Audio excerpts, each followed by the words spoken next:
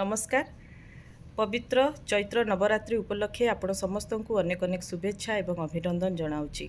माँ तांकर 9टी रूपरे पूजा पाउचंती एवं माँकर प्रत्येकटी रूप गोटे नारी जीवनर विभिन्न सोपान बा पर्यायर कहानी को वर्णना करिथाए। माँकर प्रथम रूपटी हेउची माँ शैलपुत्री माने से हेउचंती हिमालयंकर कन्या। गोटे छोट झीटे जेतेबेले घरे जन्मग्रहण करिथाए शिशु अवस्था ताकर परिचय तांको माँ बापा परिचय ही आरंभ होता है।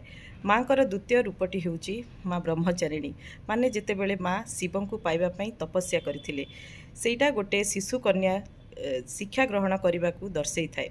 एवं माँ कर तृतीय रूपटी हेउची माँ चंद्रघंटा चंद्रशेखर शिव को बाहा परे माँ चंद्रघंटार रूप धारण करथिले। गोटे नारी जीवन में जेतेबेले विवाह बंधन एवं विवाह हबार गोटे सोपान आसे सीटा हेउची ता जीवन गोटे गुरुत्वपूर्ण एवं महत्वपूर्ण पर्याय एवं माँ चंद्रघंटा रूप महिलार गोटे नारीर से ही पर्याय को दर्शई थाए।